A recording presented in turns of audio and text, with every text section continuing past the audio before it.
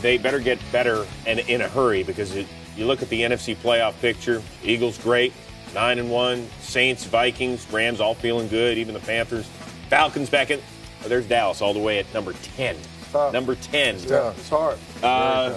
Is it over for them playoff-wise? Yeah. I think it's over. Really? We could all talk about Zeke not being there, but they have more problems than Zeke. I mean, when you look at the Chargers and how they attacked them, that secondary, it's all about game planning. They knew that they can go out and make plays in throwing the football down the field. Whisenhunt is one of those guys. He loves the shotgun. He loves the quarterback making adjustments, and he will expose a secondary if he has the edge, and he did that today. That had nothing to do with the running game. And I know there's time of possession and controlling the clock and all those different things, and you have to play a certain way. But as I mentioned, when you play certain quarterbacks like a Phillip Rivers, and he's hot, he's on fire, and he can throw the ball down the field, that takes the running game out of it because he puts up points, and now the running game is eliminated, and you have to throw the ball. And you got to keep the great offenses out the field, and they did that with Zeke. You know, when you have the play action, it draws the linebackers up. Now you have a little bit more time to throw the ball to get it down to Dez and, the tight end, Jason Witten, Terrence Williams. That formula's gone now. I mean, and then you talk about blocking. Tyrod was in there. He can't block two people at one time. The right guard was gone, so they weren't blocking any other pressure guys with Bosa and Ingram. So they got to clean that up, and they don't give up big plays. They don't give up those big plays on defense. They gave up a lot of them this week. All right, it sounds like it's all falling apart in Dallas, and we get that with a 3-game losing streak.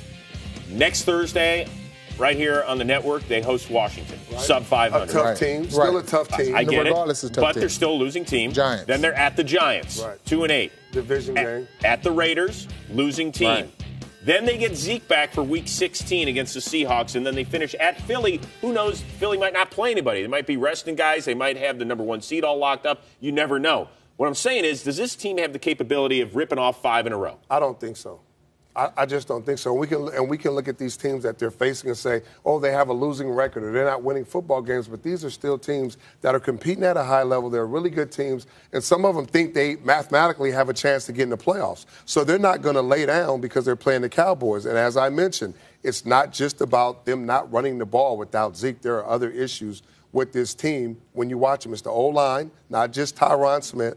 Okay, it's the O-line. Which is shocking. It is shocking. But it's Tyron, and it's the secondary. And the defense didn't get to Phillip. He was untouched today.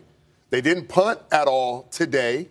So when you go down the line, there are a lot of different issues with the Cowboys outside of them just not having Zeke.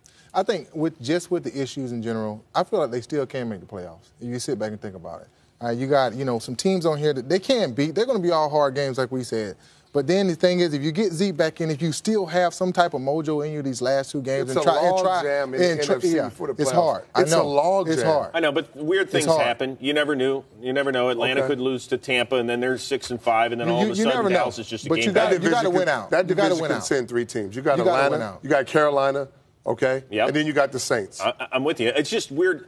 We see it in college football all the time. You do. So we could definitely see it in the NFL over the last 5 weeks. There's no question about it.